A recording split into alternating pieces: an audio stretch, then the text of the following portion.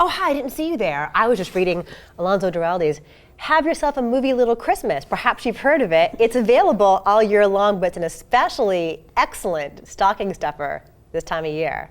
And we happen to have the author here with us. What are the odds that the author himself is with us? Wow, I was what a treat. so glad to drop in today. Thanks for having me. Thank you so much for joining us.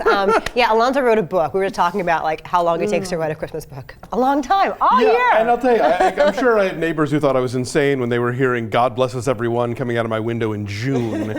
But you know, it was very easy to rent stuff at the store because nobody else was, I didn't have to fight it out with anybody for Miracle on 34th Street in April, you know. This is true. Christmas is coming, perhaps you've heard of it.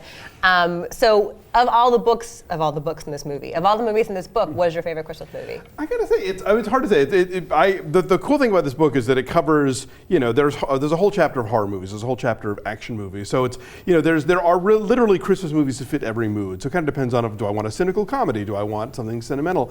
But I gotta say, my go-to one that I make sure to watch every year without fail, I love the 1970 musical version of Scrooge with Albert Finney. Why? I think it really works. Finney plays young Scrooge and old Scrooge, which you don't usually get in these movies. Usually there's two actors doing it. So seeing him go from like vibrant young man to like horrible old curmudgeon is more vivid, I think. I like the songs a lot. I'm a big Leslie Bricusse fan. What can I say?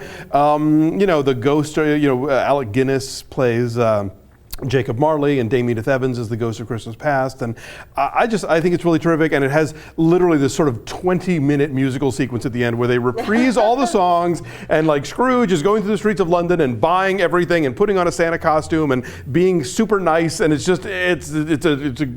an overload. It's like spending the day at Disneyland after you've seen the fireworks and the fake snow. You're just, you know, you're exploded with Christmas. It kind of sounds like a Simpsons version of a Scrooge musical. It sounds kind of like over the top and wacky. Yeah, but like a parody. Which is as it should be, I think. Okay. I don't know. What's your favorite Christmas movie, Matt? Probably has to be A Christmas Story. Sure. Like that. I mean, that's one. 30th anniversary this year. They rerun it all the time.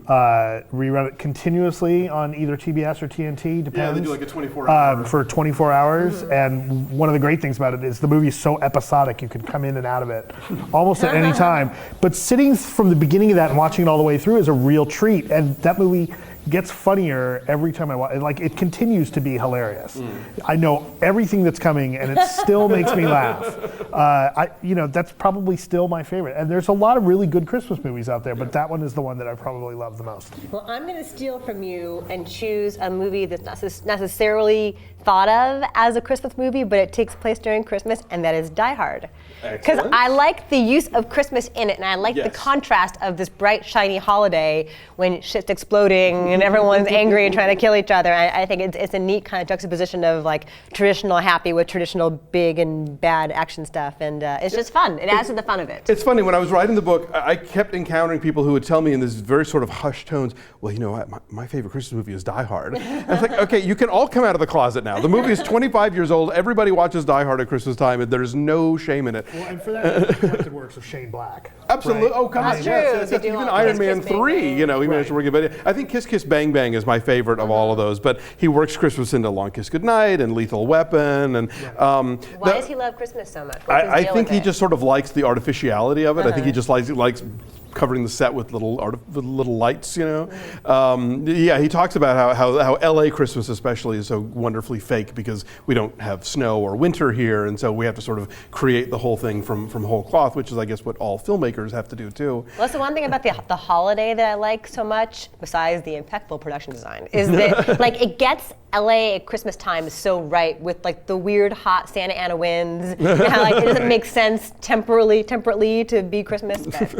A cool thing about Die Hard, what I always say to defend it as a Christmas movie is that A, it's about a husband and wife reconciling and getting back together, which, you know, many of these movies are about families working out their problems. And people on the naughty list. People are on the naughty list. And gift wrap plays an essential role in the climax. So yes, by all means, Die Hard is totally a Christmas movie, and it's a great one.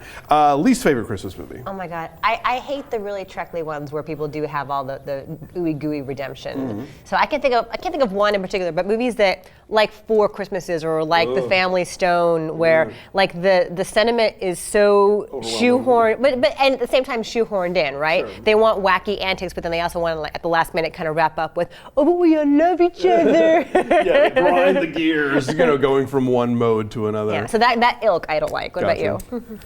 There's a lot of bad Christmas movies out there. One that sticks out probably particularly badly is the Santa Claus movie with Dudley Moore as the elf. Oh, Santa Claus the movie, yeah. Dudley Moore tries to modernize the production. And right. It's terrible. Okay. One of the legendarily, and I think he's a great actor, but John Lithgow is going so over the top as the bad guy in that movie. Yes. It is something to behold. Strangely enough, given that the Nutcracker has become such a holiday tradition, there are a lot of really bad dance-centric movies about Christmas. One of them being the Nutcracker 3D. Remember that one from a couple years ago? One of the worst movies ever of any genre.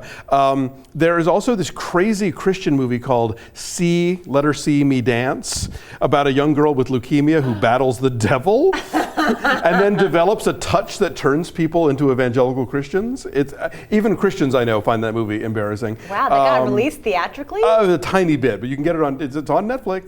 Check it out. Find it. And then not on DVD, but I think it's hysterical. Is 6 Weeks with Dudley Moore again, and another dying girl. Another dying girl at Christmas time. Yeah, and Mary Tyler Moore, and he's a politician and she's a cosmetics magnate, and Dudley Moore becomes chummy with this girl who's all precocious and a dancer, and she's dying of leukemia, but dying of leukemia in that Hollywood way where she just gets prettier and prettier until they get on the subway in New York and she says, "It hurts," and collapses and dies.